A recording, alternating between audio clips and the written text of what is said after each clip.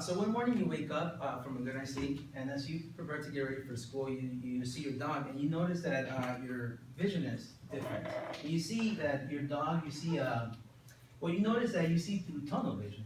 And there's people in the United States who suffer from these changes, and these people are not fully blind, but rather they're legally blind or partial blind.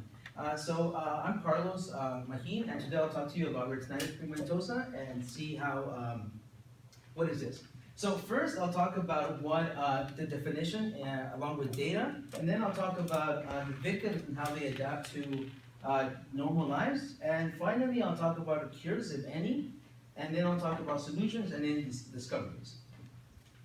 So let us begin with the definition of retinitis pigmentosa. So according to the Foundation Fighting Blindness, retinitis pigmentosa, or RP, refers to a group of inherited diseases causing retinal degeneration or declination.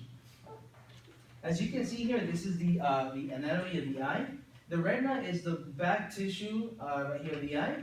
And according to Healthline editorial team, the purpose of the retina is to receive light, then it converts it into neural signals, and finally it sends it to the brain, and these are for visual recognition.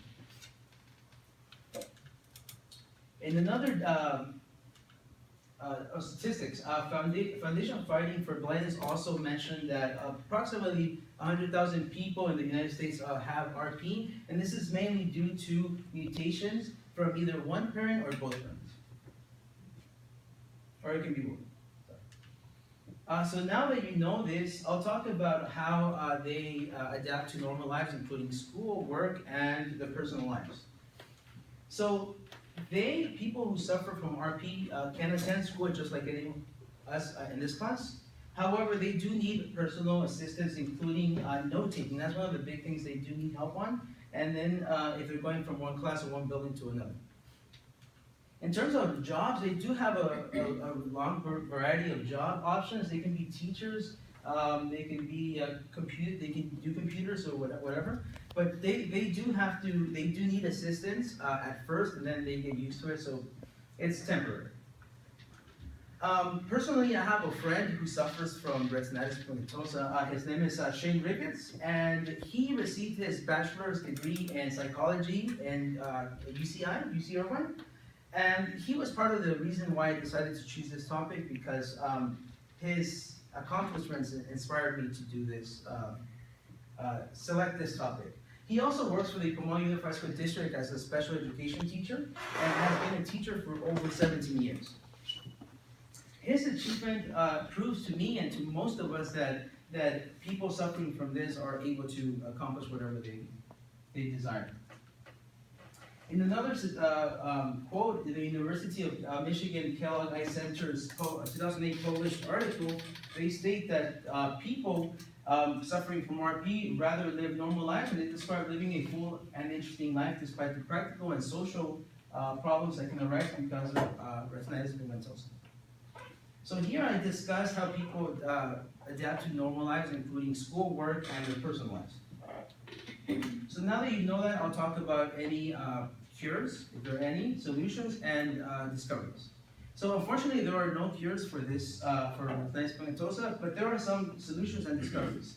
According to the American Academy of Ophthalmology, taking certain vitamins, including vitamin A palmitate, can help reduce pain. And but I highly recommend, if they want to do this, that they visit the doctor first. Foundation Fighting Blindness also states that an emerging stem cell derived treatment designed to preserve and potentially restore vision in people with RP has demonstrated a favorable safety profile in an ongoing phase 1 and 2 clinical study at UCI. So this is really important for people who have RP, because it gives them hope that they can someday fix their vision.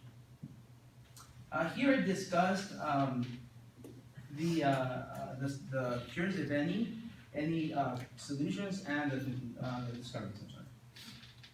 In review, we discussed retinitis pigmentosa, the definition, and data. We also talked about how people adapt to life with RP, and finally we discussed how cures, if any, solutions, and any discoveries.